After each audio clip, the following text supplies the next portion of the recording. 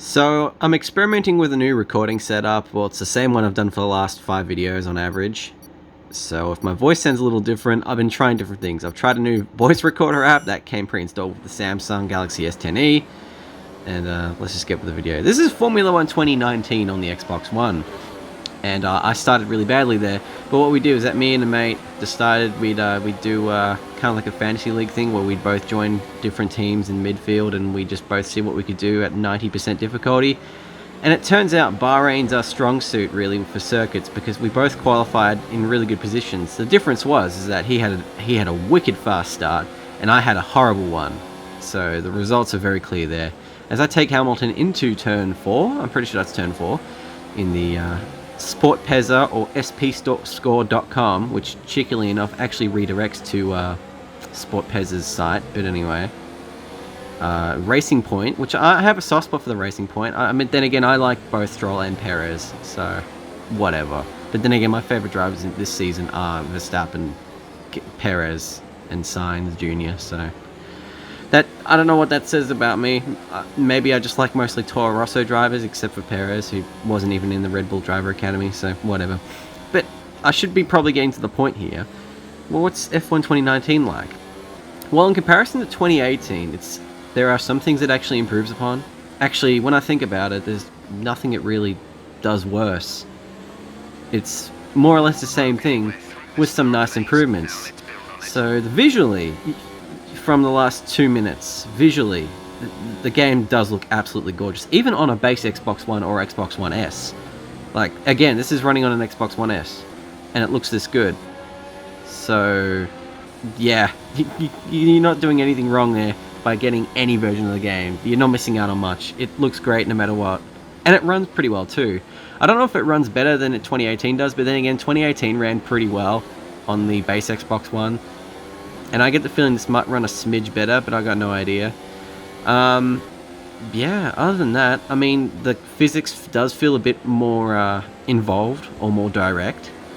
You get more responsive input from the cars, it feels. The cars are less prone to oversteer, despite the fact that you will spin out on curbs quite a bit, so you got to be really careful with that, which is something I've done all too many times and have had to rewind. Or in multiplayer modes, just deal with the last place dropout and then hope to God my front wing can be repaired and I can get back out and get a solid result, which most of the time doesn't happen because I'm shit at the game. But anyway, that being said, I'm holding my ground on 90% AI, but yeah, I mean, the one thing I can think of that I'm not a huge fan of is the UI. I'm not a huge fan of it. I always have the MFD on so I can adjust things on the fly because I like doing that. It adds to the immersion in my opinion, even though they wouldn't do it through a simple 3 or 4 4x listed menu. But yeah, I mean, the UI isn't that great. It feels a bit too complicated for the sake of just changing things up almost. Like, it's, it's in theme with the actual Formula 1, scoreboards and promotional material and stuff like that, but I still think 2018's was better. Tracks, there's no real new tracks. Literally, there's no calendar change. There was no calendar change this year, other than races being swapped over, with the Mexican Grand Prix being first and then the United States, the fascist states, being second, or being after that. So that's literally about it. But then again, I'm up to Bahrain in the career mode. I've actually done 2 career modes. Actually, that actually just reminds me. I actually have some qualms with the career mode that not many people really have many qualms with. But I do like that the option's there anyway, that you can start a career without Weber and Butler, because I find them annoying. And I just prefer to just have myself in there. Stuff like that. I don't know. I've done that since the 2016 career mode, which I've actually started pretty recently. But I did that since the 2017 career mode, which I did like 2 years ago. And I kind of like it that way. So I've done kind of 2 career modes, which I really do like actually, because I've done the main one with the F2 rivals in Toro Rosso, and then the other one in Red Bull, because I thought I'd just use that as a continuation from the 2018 career mode where I drove for Toro Rosso. So yeah, there's that. And there we go. Yellow flag because my mate spun out. I thought he was going to crash into me actually, so I took 3rd from that. And he caught up to me rather quickly because, shock, he's actually quite damn good at what he's doing. He knows how to actually play the game, unlike me. I mean, I'm relying on braking zones. And just luck, really. I do feel like the cars do take a bit to steer But that being said, there is a lot of settings you can change to make it more suitable for your driving style, which again I do appreciate and is kind of expected from Codemasters, so good on them for that, really. You know, there's all bases catered here. I mean, except for the sim crowd, because this game is more arcadey than 18, but it's not that big of a difference. And while the F2 cars aren't in the footage, I can say, at first I didn't like the F2 cars, but then they grew over me, and I saw them as a really, really interesting alternative to the F1 cars. They both have different challenges, and I initially didn't like how slidey and how easy they were to spin out the F2 cars, but I ended up growing to respect them and liking the different challenge that they presented. So really, that's just another plus. More content, better career mode, better visuals, better performance, new cars. What more could you ask for? Actual driver challenges that represent the season, like with Albon being replaced by, you know, Gasly, they take their swapping positions.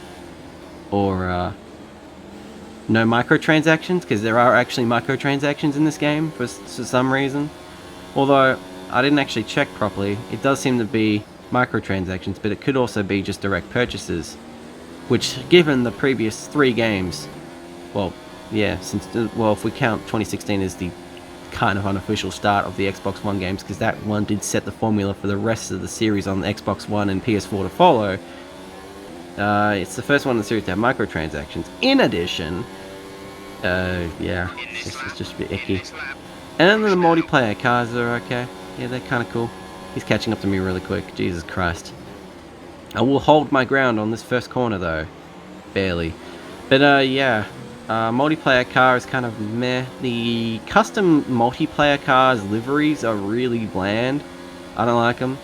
The limited customizable options without, you know, getting coins to purchase them in-game through either doing events or something like that or whatever are a bit annoying, because it just limits, and no custom decals either for either the multiplayer car or your driver helmet or racing suit is kind of something I'm not a huge fan of. I feel like that could have been expanded upon, but because this game only had an 8-month turnaround versus 2018, I feel like it was a bit rushed. But given that that was a bit half-assed, everything else is quite polished, so once again, this is a solid sequel to, or follow-up to Formula 1 2018, and I recommend you'd get it, especially if you can get it, you know, at a bit below full price. If you can get it below full price, then you're laughing. If this is your first Formula 1 game, yeah, I'd say get it, yeah. Because it's an incremental series that just gets better and better with each installment, so you're better off starting here. It's kind of like FIFA or NBA, except it's the only yearly franchise I enjoy playing regularly. I guess Call of Duty counts too. But that's the end of this video, folks. Thanks for watching. Hope it was an alright video, and I shall see you in the next one. See you later.